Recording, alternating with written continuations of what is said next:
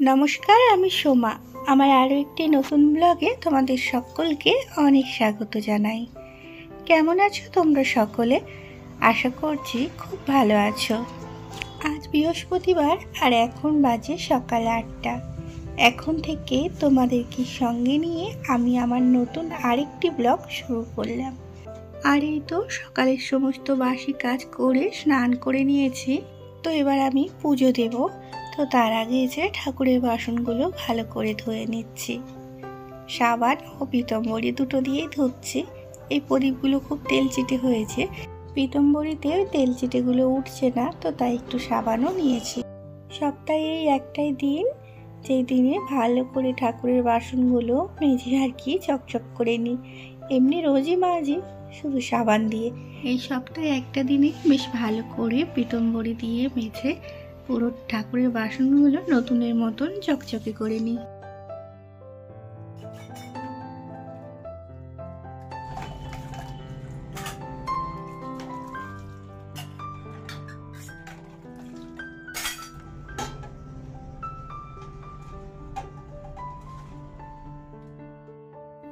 ঠাকুরের বাসনগুলো মেজে ঘরে দুয়ারে আলপনা দিয়ে চলে এলাম কিছু ফুল তুলতে। এই যে নয়নতারা ফুলগুলো কিছু তুলে নেব। আমার সোনাকে ফুল কিনতে দিলাম, তো তাও এই নয়নতারা ফুলগুলো কটা তুলে নেব। এই যে পিঙ্ক কালারের নয়নতারা ফুলগুলো দিয়ে লক্ষ্মী পুজো করা খুব ভালো। আর এই ফুলগুলো কিন্তু ঘরে লাগানো বেশ ভালো। আর এই ফুল গাছের অনেক উপকারিতাও আছে। আর এই তো তারপরে কটা দুব্বো ঘাস তুলে নিলাম। দুব্বো ঘাস তুলে নিলাম না, কটা উপড়ে নিলাম। তারপরে ঘরে এসে ছোট ছোট করে কেটে বাদ দিয়ে দিলাম গোড়াগুলো। তো এত রোদ না, খালি পায়ে গেছি, দাঁড়ানো যাচ্ছে না। সকালবেলাতেই ছাদটা তেতে আগুন হয়ে গেছে। এখন 9টার উপরে বেজে যাবে। ঠাকুরের বাসন ধুতে আলপনা দিতে 9টার উপরে বেজে গিয়েছিল যখন ছাদে গেলাম। তো চিন্তা করো, 9টার সময়তেই একবারে ছাদ তেতে আগুন। আর এই তো ঘরে এসে সোজা পুজোটা দিয়ে দিচ্ছি। আজকে লক্ষ্মীবার, তো তাই লক্ষ্মীর ঘট পাতবো। তো তাই ওই থালাটায় 5টা ফোঁটা দিয়ে ফুল, দুব্বো ঘাস, ধান দিয়ে ওপরে তুলে রাখলাম। ওর উপরে আজকে লক্ষ্মীবারের ঘট পাতা হবে।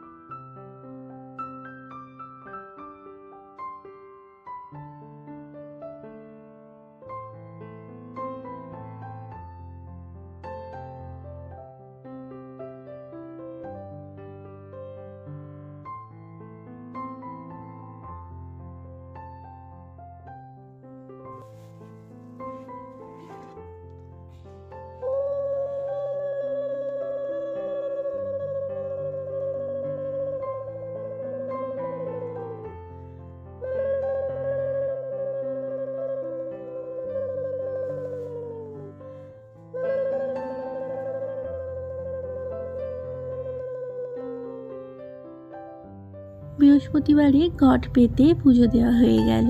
তোমাদের সাথে আর সবটুকু শেয়ার করলাম না, কারণ আমি কিভাবে বৃহস্পতিবারে লক্ষ্মী পুজো করি ওটা তোমাদের সাথে অনেকবার শেয়ার করেছি, আর তোমরা অনেক ভালোবাসাও দিয়েছো।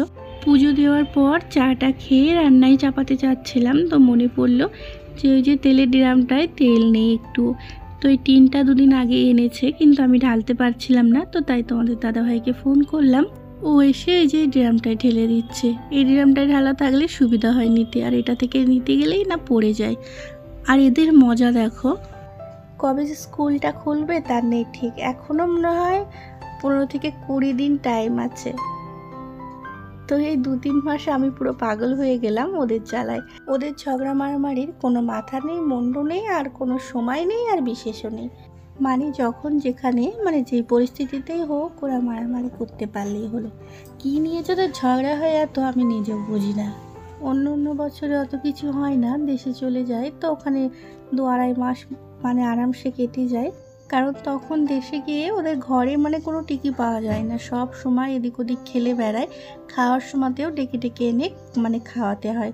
আর এখানে আর কোথায় যাবে, সব সময় ঘরের মধ্যে আর ওই মারামারি করে যাচ্ছে।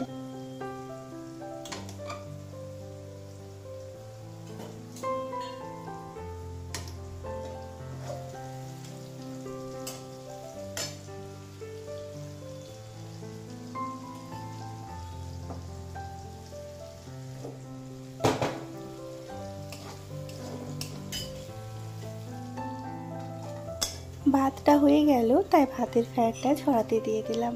আর এদিকে যে করলা ভেজে নিচ্ছি, করলা ভাজবো আর ডাঁটা আলুর ঝোল। আজ রান্না করার মতন আর কিছুই নেই। আর আজকে ভাবছি মাছ কিনতে যাব, মাছটাও শেষ হয়ে গেছে। আর এদিকে না বাজারে তেমন সবজি পাওয়া যাচ্ছে না, ওই করলা, ডাঁটা আর ভেন্ডি, এই তিনটেই শুধু, আর ঝিঙেটা তো খেয়ে খেয়ে বোর হয়ে যাচ্ছে। আর এদিকে একটু বৃষ্টি নেই, এই কড়া রোদ্দুরে শুনছি সব গাছপালার সবজি মরে যাচ্ছে, তো তাই সবজিও পাওয়া যাচ্ছে না, আর সবজির আগুন দাম।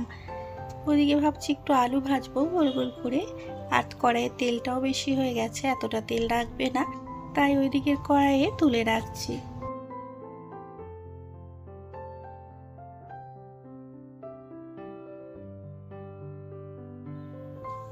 আর এই তো রান্না বান্না মিটে গেল, ডাঁটা আলুর ঝোল আর লাস্টে আলু ভাজলাম একটু, তো ওগুলো আর তোমাদের সাথে শেয়ার করলাম না।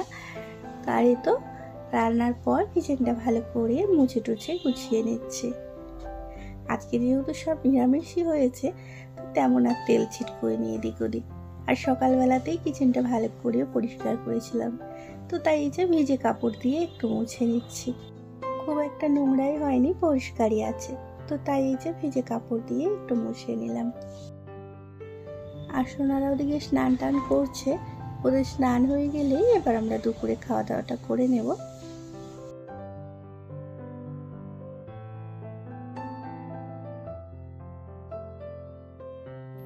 আর এই তো এখন বাজে 5টা, বৈকালের কাজকর্মগুলো গুছিয়ে রেখে মাছ বাজারে এসেছিলাম তোমাদের দাদা ভাইয়ের সাথে। এই ভাইটা যে কাতলা মাছটা ছাড়াচ্ছে, ওই মাছটাই আমরা কিনেছি। এখানে না মাছের দাম খুবই সস্তা, এই এত বড় কাতলা মাছটা মাত্র 140 টাকা করে কিলো, তো তাই পুরো মাছটাই নিলাম।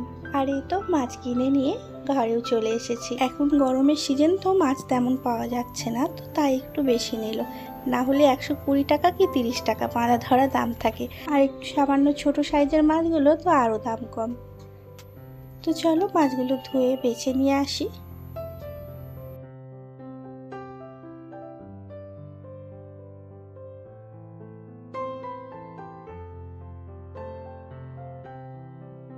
সব মাছ বেছে ধুয়ে ফ্রিজে ঢুকিয়ে দিলাম, আর 6 পিস মাছ এই যে বাইরে রেখেছি, এটা রাত্রে রান্না করব। তো এবার আমি গিয়ে সোজা ফ্রেশ হয়ে নিয়ে সন্ধেবেলায় সন্ধে দিয়ে দেবো, সন্ধে হয়েই এসেছে। তো চলো বন্ধুরা, আজকের ব্লগটা এখানেই শেষ করছি, আবারও দেখা হবে একটা নতুন ব্লগে। তো তোমরা ভালো থেকো আর সুস্থ থেকো। আর আমার ব্লগটি যদি কোথাও এতটুকু ভালো লেগে থাকে, চ্যানেলটিকে সাবস্ক্রাইব করে আমার পাশে থাকার অনুরোধ রইল।